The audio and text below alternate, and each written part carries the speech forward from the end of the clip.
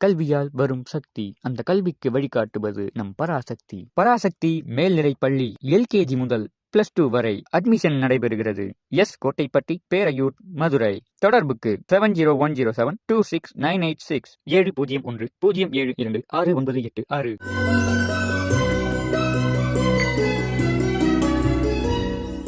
புள்ளின் வாய்க்கீண்டானை பொல்லாரகனை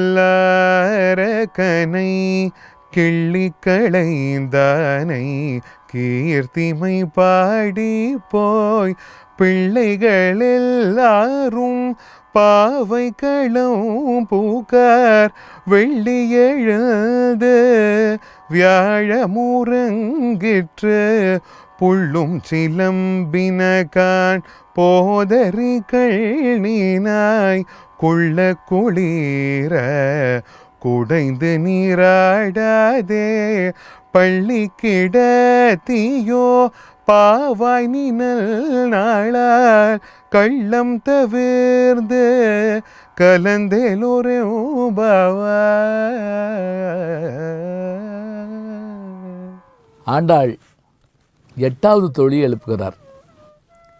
இந்த பாடலில் ஒரு சிறப்பு என்ன அப்படின்னா, இந்த பாடலை வச்சு தான் ஆண்டாளுடைய காலம் 8ஆம் நூற்றாண்டாக இருக்க வேண்டும் என்று ராகவ ஐயங்கார் எழுதுகிறார். அப்படி என்ன இதில் செய்தி சொல்லப்பட்டிருக்கு? வெறும் கண்ணிலேயே பார்த்து நட்சத்திரங்களை பற்றி அறிவோடு ஆண்டாள் இதில் பேசுகிறார். 14ஆம் நூற்றாண்டில் தான் கல்லியோ டெலஸ்கோப்பை கண்டுபிடிச்சாருன்னு பார்க்குறோம். ஆனால் 8ஆம் நூற்றாண்டில் ஆண்டாள் ஒரு செய்தி இதில் சொல்கிறார். பாட்டு என்ன பாருங்க, இந்த தோழி எப்படி எழுப்ப போகிறா அப்படின்னா, புள்ளின் வாய் கீண்டானை பொல்ல அரக்கனை கிள்ளி கிளந்தானை கீர்த்திமை பாடிப்போய் பிள்ளைகள் எல்லோரும் பாவை களம்புக்கார் வெள்ளி எழுந்து வியாழம் உறங்கிற்று. எவ்வளோ அழகான விஷயம் பாருங்கள். வெள்ளி இடம் விழுந்து வியாழம் உறங்கிற்று. புல்லும் சிலம்பிலகான் போதரை கண்ணினாய் குள்ள குளிர குடைந்து நீராடாதே பள்ளி கிடந்தையோ பாவாய் நீ நன்னாளாய் கள்ளம் தவிர்ந்து கலந்தேலோர் எம்பாவாய். இது முழுப்பாட்டு. இதில் வரக்கூடிய செய்தி என்ன அப்படின்னா, நான் அறிவியல் செய்தி இதில் சொல்லியிருக்கான்னு சொல்லியிருக்கேன். புல்லின் வாய் கீண்டானை ராமாவதாரத்திலே ராவணனுடைய தலையை அறுத்தறிந்து அந்த அரக்கனை கொன்றவன்.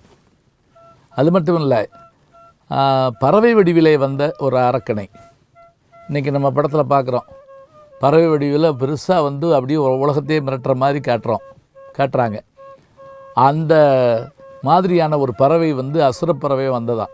அதை என்ன பண்ணான்னா, கிள்ளி கிழந்த வெத்தலை காம்பு கிள்ற மாதிரி கிள்னானா. அப்படி கிள்ளி கிளைந்தானே கீர்த்திமைன்னா புகழ் பாடி நாமெல்லாம் போய் அவனை பேசுகிறதுக்காக போயிட்டுருக்கோம். பிள்ளைகள் எல்லோரும் பாவை கிளம்புக்கார். எங்களோட கிளம்புனவங்கலாம் கிளம்பி முன்னாடி போயிட்டாங்க. நீ உள்ளே படுத்து தூங்கிட்டு இருக்க. வெள்ளி எழுந்து வியாழம் உறங்கிற்று. இதுதாங்க இதில் இருக்கக்கூடிய அருமையான செய்தி. விடிவெள்ளி காலையில் 5 மணிக்கு தோன்றும். அதற்கு முன்பாக வியாழ கிரகம் மார்கழி மாதத்தில் தன்னுடைய கண்களில் பார்த்ததை ஆண்டாள் சொல்கிறார். வியாழம் என்ற கிரகம் தோன்றி மறைந்து விட்டது. அதை அடுத்து வெள்ளி என்ற கிரகம் நம் கண்ணுக்கு தோன்றுகிறது. இப்படியெல்லாம் விடியற்காலை பொழுது இருக்கும்போது, பெண்ணே நீ பேசாமல் எங்களுடைய சொல்லை கேளாமல் படுத்து தூங்கி கொண்டிருக்கிறாயே, உன்னுடைய கள்ளம் தவிர்த்து நீ என்ன செய்யணும்? அப்படியான அந்த சில பேர் கண்ணை மூடி தூங்குற மாதிரி நடிப்பாங்க பாருங்கள், அந்த மாதிரியான கள்ளம் தவிர்த்து நீ எங்களோடு சேர்ந்து வர வேண்டும். கலந்தேலோர் எம்பாவாய். அவ்வளோ அழகான விஷயங்கள் சொல்லப்படுங்க. பள்ளி கிடத்தையோ பாவாய் நீ நன்னாளா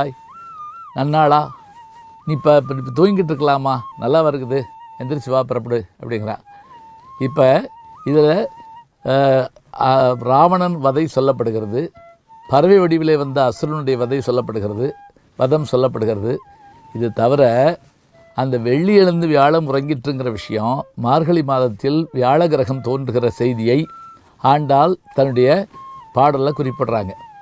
இப்போ இந்த வியாழ கிரகம் பற்றிய விஷயத்தை இன்றைக்கி அறிவியல் பூர்வமாக நாம் சிந்தித்து பார்த்தோம்னு சொன்னால், மார்கழி மாதத்தில் அது தோன்றுகிறது.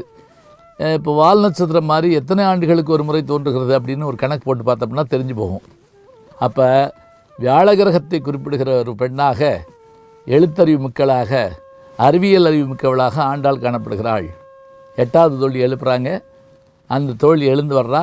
அவளை அழைச்சிட்டு அடுத்த தோழியை பார்க்க போகிறாங்க.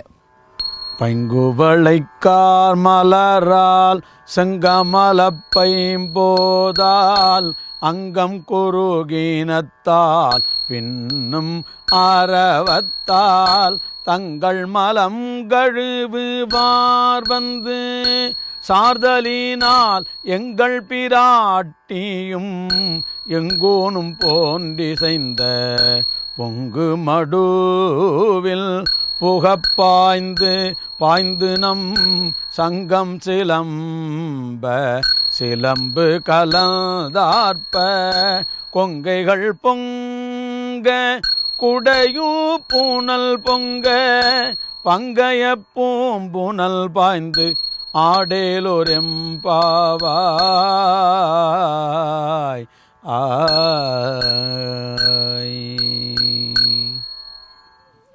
10 தோழிமாறு எழுப்பின மாணிக்கவாசகர் தன்னை பெண்ணாக பாவித்து கொண்டு நாயகி பாவத்தில் ஒவ்வொரு பெண்களையும் ஒவ்வொரு வீட்டு பெண்ணையும் அழைத்து கொண்டு நீராட வருகிறார்.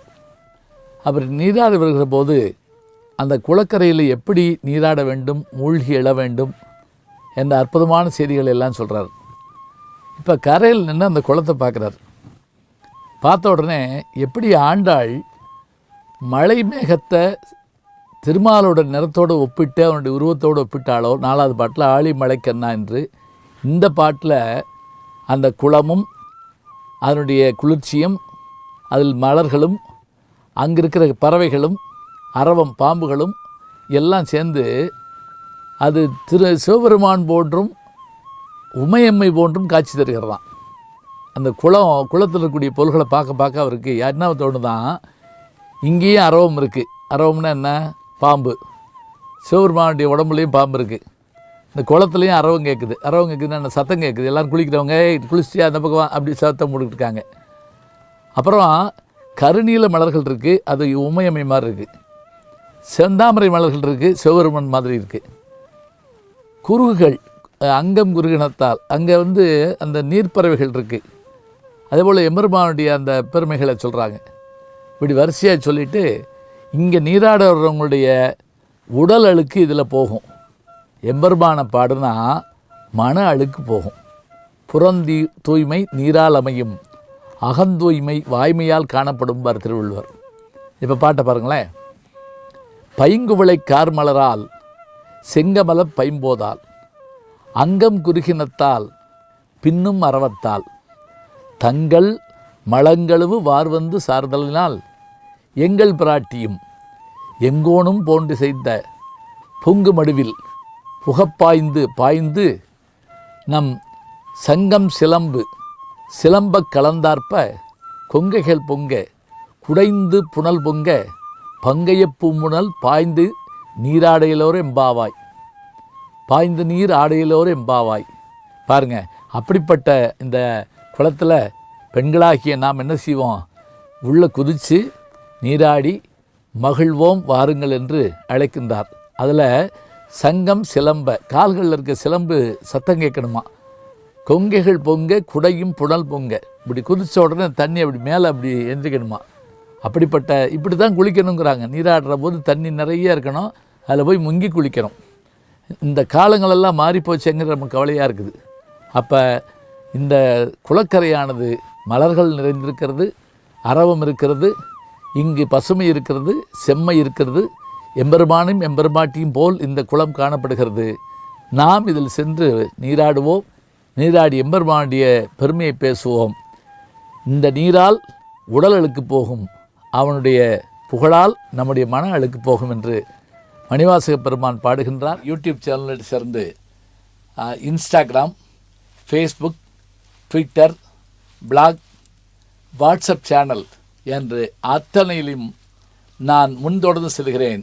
நீங்கள் பின்தொடர்ந்து வாருங்கள்.